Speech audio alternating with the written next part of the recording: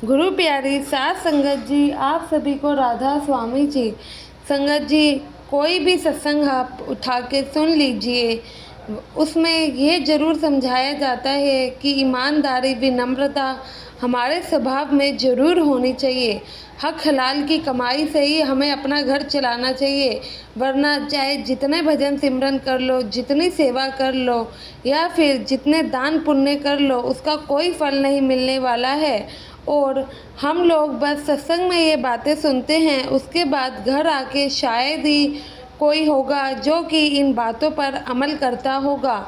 बाबा जी हमें इतना कहते हैं कि हम अपना भजन सिमरन पूरा करें ताकि इस 84 से निकल पाएँ, लेकिन हम तो उनकी यह बात भी नहीं मानते हैं और अपने पिता को निराश कर देते हैं। आज की ये साखी दो बुजुर्ग की है जो कि सेवा करने जाते हैं। इनकी साखी थोड़ी अजीब है, लेकिन पूरी ईमानदारी से इन लोगों ने अपनी सेवा करी। संगत जी, एक बुजुर्ग पति पत्नी ने बाबा जी के हाथ से प्रसाद लेने से मना किया तो बाकी के सेवादारों को भी हैरानी हुई कि ऐसा क्यों हुआ। बाबा जी अक्सर तीनों भंडारों पर आए सेवादारों को या फिर जो भी सेवादार होते हैं और जत्थेदार होते हैं उनको अपने हाथों से प्रसाद देते हैं और उन्हें अपने दर्शन भी देने जरूर जाते हैं ताकि वह लोग बाबा जी के दर्शनों से वंचित ना रह जाएं। लेकिन जब बाबा जी उस समय 2 नंबर शेड जहाँ पर बाबा जी सेवादारों को हर बार प्रसाद बांटते हैं, वहाँ पर बाबा जी ने एक बुजुर्ग सेवादार पति पत्नी को अपने पास प्रसाद लेने के लिए बुलाया तो वह उन्होंने मना कर दिया। यह देखकर सेवादार काफ़ी हैरान हुए, क्योंकि जिस कुल मालिक के हाथों से प्रसाद लेने के लिए पूरी संगत तरसती है और ये बुजुर्ग पति पत्नी बाबा जी से प्रसाद लेने के लिए कैसे मना कर सकते हैं।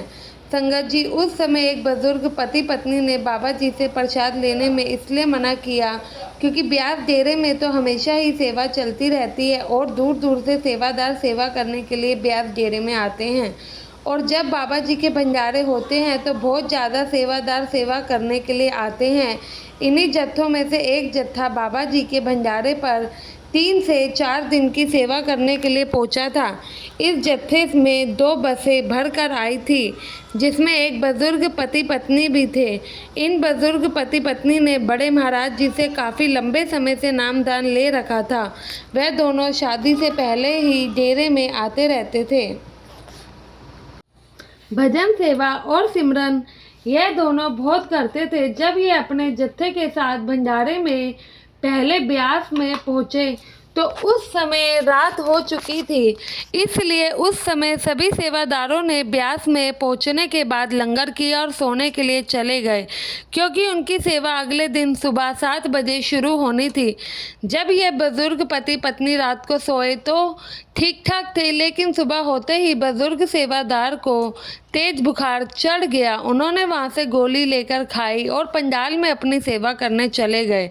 सेवा के करने के थोड़ी देर बाद ही उन बुजुर्ग अंकल जी की तबीयत थोड़ी ज़्यादा खराब होने लगी। सबने देखा कि अंकल जी को ज़्यादा बुखार हो रहा है, तो जत्थेदार ने उनको सलाह दी कि आप आज सेवा ना करें क्योंकि आपको तेज बुखार है। लेकिन वह कहने लगे कि मैंने सुबह गोली ले ली है, अब बुखार थोड़ा उतर जाएगा और यहाँ सेवा करने आए हैं तो सेवा तो करेंगे ही। लेकिन जब बाकी सेवादार भी उन बुजुर्ग पति पत्नी को सेवा ना करने पर जोर डालने लगे तो बुजुर्ग अंकल जी ने थोड़ी देर बाद सेवा रोक दी और वे बुजुर्ग अंकल जी की पत्नी उनको लेकर वापस शेड में आ गई क्योंकि उन्हें तेज बुखार था। उनकी पत्नी ने सोचा कि मुझे आज अपने पति के साथ ही रुकना चाहिए, बाबा जी ने ही शायद हमसे आज यही सेवा लेनी थी। यह सोचकर वह बुजुर्ग आंटी जी भी अंकल के पास रुक गई और उनका ध्यान रखने लगी। उनके माथे पर हाथ लगाया तो देखा बुखार अभी भी था, तो आंटी जी ने तौलिए वाला रुमाल गीला करके उनके माथे पर रखा और पानी की पट्टियाँ देने लगी। वह सोच रही थी उनका बुखार ऐसे जल्दी उतर जाएगा।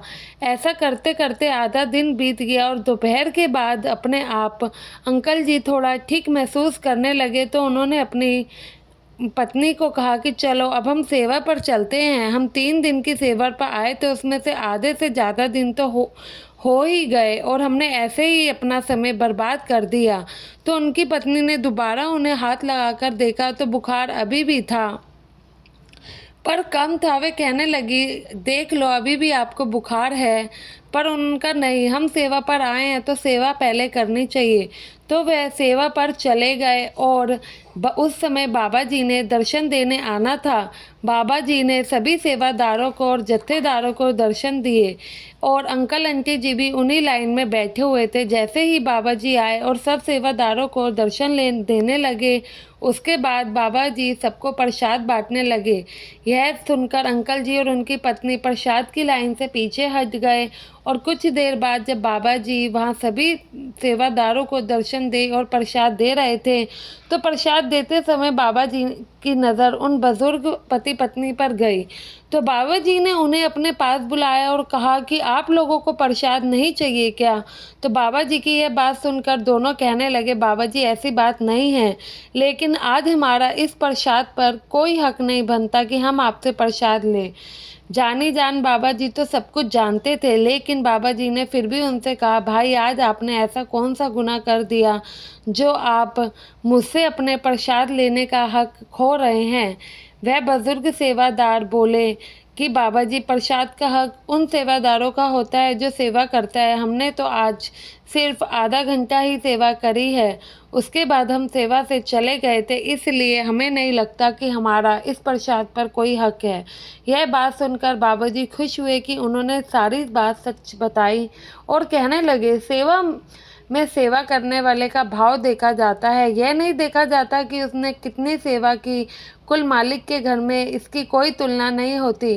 किसी सेवादार ने दूसरों से कम की या ज़्यादा की, मालिक तो केवल सिर्फ और सिर्फ हमारी सेवा के भाव से खुश होते हैं। आपके अंदर सेवा करने की कितनी लगन है मैं ये जानता हूँ। आपको बुखार है फिर भी आप यहाँ पर सेवा करने के लिए आए, यही भाव तो उस कुल मालिक को प्रसन्न करता है। उसके बाद बाबा जी दोनों बुजुर्ग पति पत्नी को प्रसाद देते हैं और वहाँ से चले जाते हैं। साथ संगत जी, हर पल हमें उस परम पिता का शुक्रिया अदा करना चाहिए। शुक्राने में बहुत ताकत होती है। रोज उस परम पिता का शुक्राना अदा करें। हे मेरे परम पिता, तुम्हारा कोटि कोटि धन्यवाद। तुमने मेरा नया दिन दिया। जो तुम्हारे पास है उसके लिए शुक्राना करें। जितनी भी बड़ी मुश्किल चाहे क्यों ना हो, कितने भी परेशान क्यों ना हो, क्योंकि जहाँ पर हमारी ताकत ख़त्म होती है वहीं पर परम पिता की रहमत शुरू हो जाती है। ऐसे प्यारे बाबा जी जो सबके दिल की बात को जानते हैं, उनका बहुत बहुत शुक्रिया। इसी के साथ विदा लेते हैं। मिलेंगे आपको अगली साखी में। अब संगत के अपने इस चैनल को सब्सक्राइब जरूर करिएगा और कमेंट में राधा स्वामी जरूर लिखिएगा जी। गुरु प्यारी साथ संगत जी, आप सभी को राधा स्वामी जी।